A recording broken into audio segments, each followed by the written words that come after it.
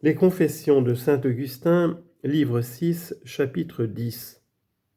Exemple mémorable de l'intégrité d'Alypius et de l'ardeur qu'avait un autre de ses amis nommé Nébridius pour la recherche de la vérité. J'avais rencontré Alypius dont je parle dans la ville de Rome, et il s'unit à moi par le lien d'une si étroite amitié que lorsque j'allais à Milan, il se résolut d'y venir aussi pour ne pas me quitter, et tout ensemble, parce qu'ayant appris la jurisprudence, il était bien aise d'y trouver quelque emploi pour l'exercer, suivant en cela plutôt l'inclination de ses parents que la sienne propre. Il avait déjà été 3 fois en charge et témoigné une probité si incorruptible qu'il était admiré de tous les autres. Au lieu que lui, au contraire, admirait qu'il pût y avoir des personnes qui préférassent un peu d'argent à l'intégrité et à l'innocence. Car étant employé à Rome en qualité d'assesseur auprès d'un des principaux officiers des finances de l'empereur au département d'Italie, on avait tâché d'ébranler sa fermeté et sa constance, non seulement par les intérêts du bien et de la fortune, mais encore par la terreur et par les menaces. Il y avait un sénateur extrêmement puissant, qui s'était assujetti la plupart des officiers, ou par la considération de ses bienfaits, ou par l'appréhension de son crédit et de son autorité. Comme il avait accoutumé de ne rien trouver qui lui résistât, il voulut faire quelque chose qui était défendu par les lois. Alypius s'y opposa. On lui offrit des présents, il les rejeta avec mépris. On le fit menacer, il se moqua de ses menaces. Tout le monde admirant que par un courage et une générosité tout extraordinaire, il ne désira pas d'avoir pour ami, ni ne craignit point d'avoir pour ennemi, un magistrat si considérable, et qui avait 1000 moyens ou d'obliger ceux qu'il aimait, ou de perdre ceux qu'il haïssait, l'officier même dont Alypius était assesseur n'osait le refuser ouvertement, quoiqu'il ne souhaitât pas non plus que l'affaire réussît.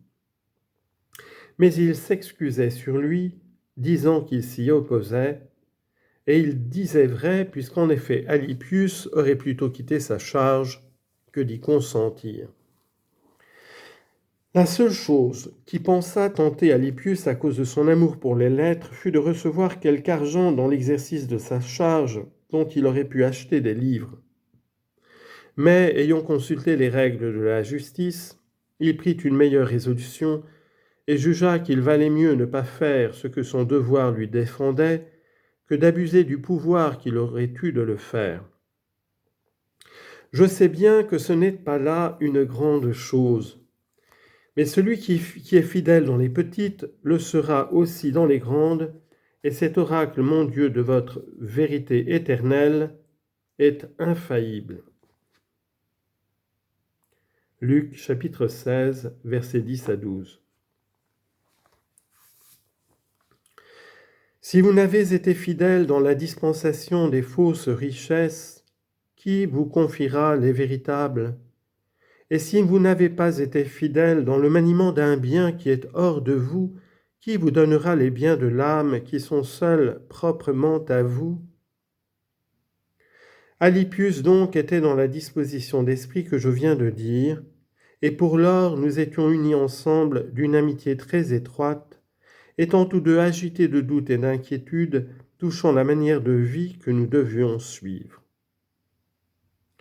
Il y avait aussi un de mes amis nommé Nébridius, lequel, ayant quitté son pays qui était proche de Carthage, ayant quitté Carthage même où il demeurait d'ordinaire, ayant quitté son bien paternel qui était très considérable, ayant quitté sa maison et sa mère même, qui n'étaient pas pour le suivre comme la mienne, n'était venu à Milan pour autre raison que pour vivre avec moi, et pour travailler ensemble selon l'ardeur violente qui l'animait à la recherche de la vérité et de la sagesse.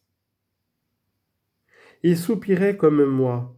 Il était dans l'irrésolution et dans le doute, cherchant avec une passion extrême la vie bienheureuse et ayant une lumière et une vivacité d'esprit admirable pour pénétrer dans les questions les plus difficiles.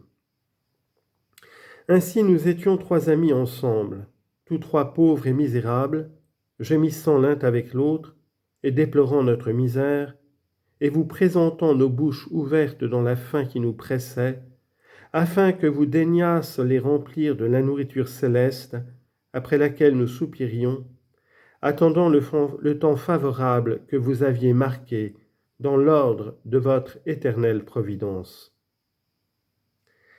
Et parmi tous les dégoûts et les déplaisirs que nous causait notre vie toute séculière, par une secrète conduite de votre miséricorde sur nous, lorsque nous voulions un peu considérer quel était notre but dans tous les maux que nous souffrions, il ne se présentait à notre esprit que des fantômes et des ténèbres.